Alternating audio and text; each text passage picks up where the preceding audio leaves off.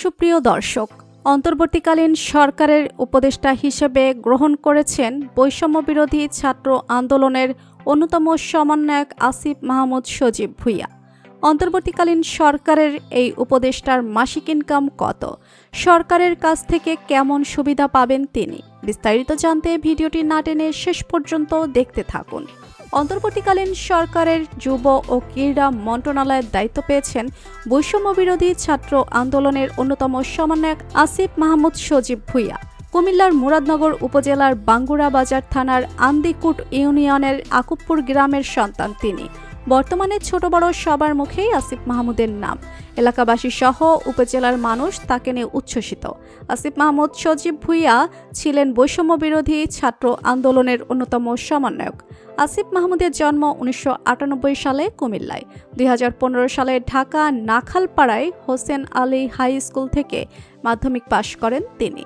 এরপর Adamjee cantonment college থেকে 2016 সালে উচ্চ মাধ্যমিক শেষ করে 2017 থেকে 18 শিক্ষাবর্ষে ঢাকা বিশ্ববিদ্যালয়ের ভাষাবিজ্ঞান বিভাগে ভর্তি হন।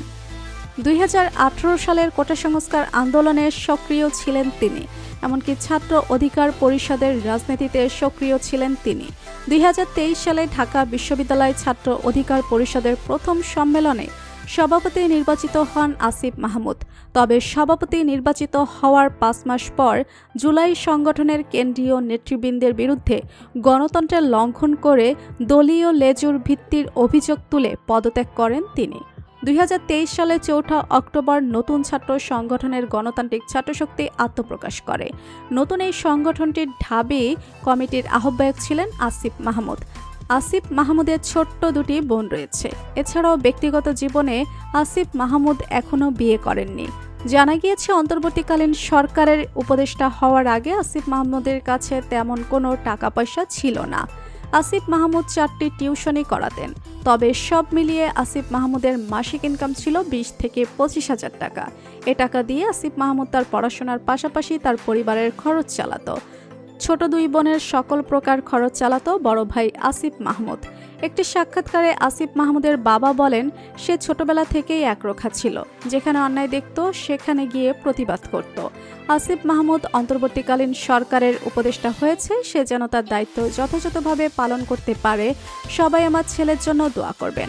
আমার ছেলে যেন ভবিষ্যতে দেশের জন্য এবং দেশের মানুষের জন্য ভালো কিছু করতে পারে।